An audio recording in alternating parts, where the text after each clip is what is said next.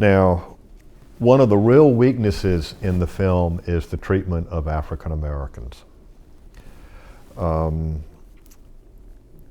think I mentioned earlier the Maroon Village would have been in the interior, not on the coast, wouldn't have been having a continual luau with white folks, which is what it appears in the film.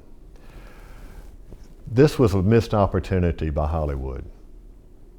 First of all, Francis Marion, the real Francis Marion, had men of color, free and slave, fighting as soldiers, not as orderlies or anything else, but as soldiers in his band. He also had Native Americans, Catawba Indians. In fact, in some battles, like at Hanging Rock in South Carolina, there was a full company of Catawba Indian warriors fighting for the American cause. There were persons of color who fought at Kings Mountain, at Cowpens, the major battles in the Carolinas.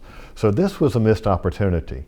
The criticism that, and I think quite frankly it's justified, is it shows a man of color in Marion's band, and he's fighting because supposedly, at least in the film, George Washington has issued a proclamation saying that if you fight for the Americans, you will be freed.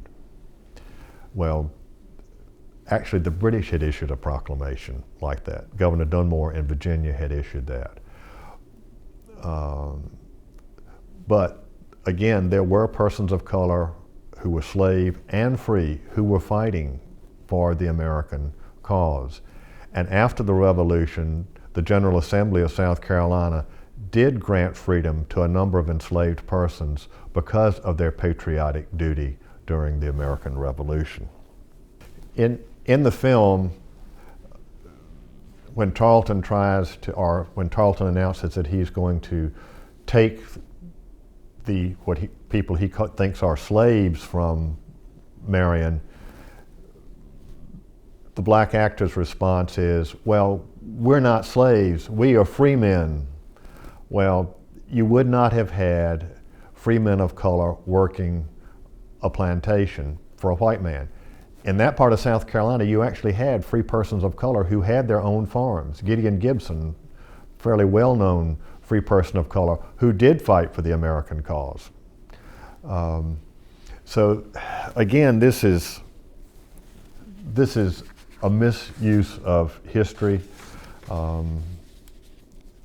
It's a missed opportunity where history would have been important.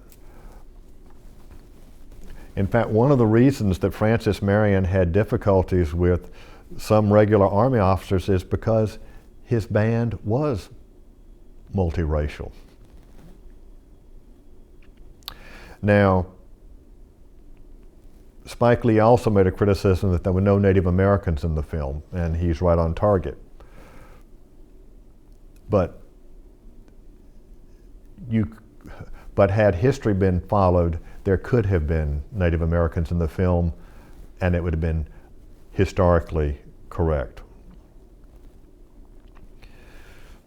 Now, what was interesting to me is that some of the American critics, in their jumping on the movie, and they jumped on the depiction or misdepiction of African Americans, the lack of Native Americans, and so forth, got their facts all wrong when it came to history.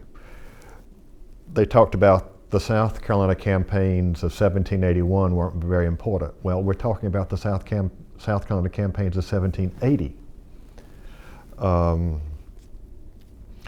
And one of them even had the Battle of Cowpens in North Carolina, not South Carolina.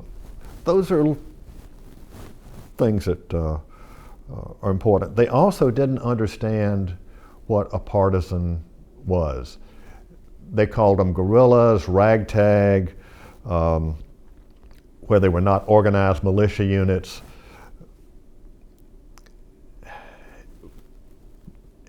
In essence, what they tried to do was to denigrate the partisans because it didn't fit a mold that they thought they should have been.